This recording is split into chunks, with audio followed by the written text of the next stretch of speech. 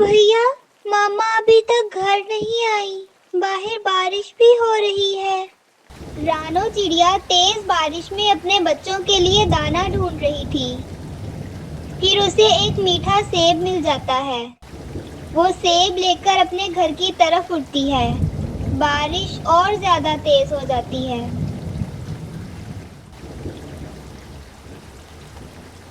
मैं कुछ देर यहाँ बैठ जाती हूँ। बारिश कम होते ही घर जाऊंगी।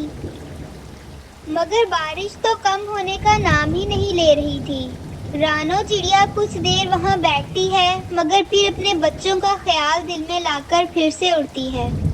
मेरे बच्चे घर में अकेले होंगे, उन्हें भूख लग रही होगी। आहिस्ता आहिस्ता उड़ते उड़ते रानो चिड़िया घर पहुँच जाती है। घर जाते ही वो अपने घोंसले में गिर जाती है। गुड़िया कुकू, मुझे लगता है मुझे तेज बुखार हो रहा है।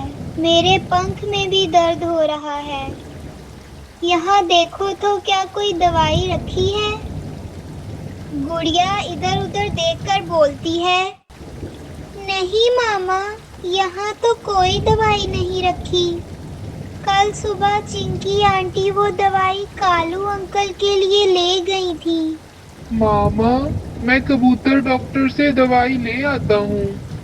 लेकिन कुकू बेटे, बाहर तो तेज बारिश हो रही है। आप कैसे जाओगे अकेले? मामा, मैं कुकू भैया के साथ जाती हूँ। नहीं गुड़िया, आप मामा के पास रुको, उनका ख्याल रखो। मैं जल्दी से दवा लेकर आता हूँ। नहीं कुकू बेटा, गुड़िया ठीक कह रही है। आप अभी छोटे हो, अकेले मत जाओ। कोई बड़ा पक्षी आपको नुकसान पहुंचा देगा। फिर दोनों बहन भाई अपनी मामा के लिए दवा लेने जाते हैं। जब वो कबूतर डॉक्टर के घर पहुंचते हैं तो घर को ताला लगा होता है। अब क्या होगा गुड़िया आपी?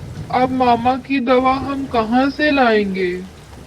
कुकू भैया, हमारे जंगल में तो कोई और डॉक्टर भी नहीं। हम साथ वाले जंगल चलते हैं, वहाँ मिट्ठू डॉक्टर का क्लिनिक है, वहाँ से दवा लाते हैं। फिर दोनों बहन भाई तेज बारिश में साथ वाले जंगल जाते हैं, मगर वो ये नहीं जानते थे कि इस जंगल में एक खतरनाक चील भी रहती है। जब कुकू और गुड़िया मिट्ठू तोते के क्लिनिक की तरफ जाने लगते हैं तो वो चील छुप छुप कर उनका पीछा करने लगती है। गुड़िया उसे देख लेती है। कुकू भैया, वो देखो पीछे, चील हमारा पीछा कर रही है। कुकू और गुड़िया दोनों एक पेड़ पर बैठ जाते हैं। कुकू भैया, हम इस चील का मुकाबला तो नहीं कर सकते। अब हमें अकल से काम लेना होगा ताकि हम किसी न किसी तरह इस चील से बच सकें। चील भी गुड़िया और कुकू से थोड़ी दूर आकर बैठ जाती है। छोटे बच्चों, इस तेज बारिश में आप लोग यहाँ क्या कर रहे हो? अरे चील माँ, आप यहाँ? हम तो आप ही के घर जा रहे थे। मेरे घर? मगर वो क्यों?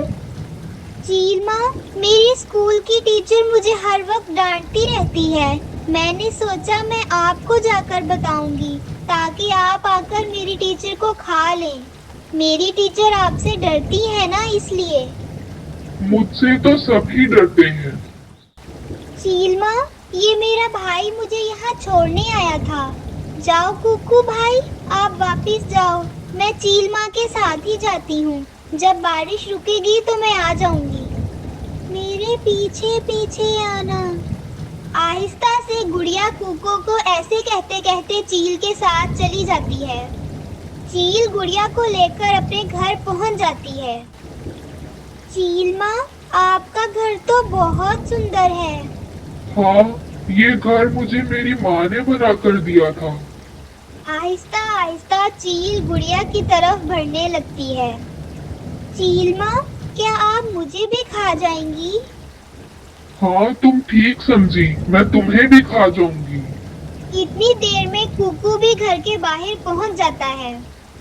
चील माँ, मैं अपने भाई को भी लेकर आती हूँ, फिर आप उसे भी मेरे साथ खा लेना।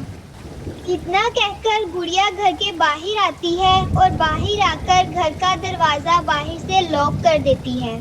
अरे अरे छोटी चिड़िया, ये बाहर से दरवाजा क्यों लॉक कर दिया?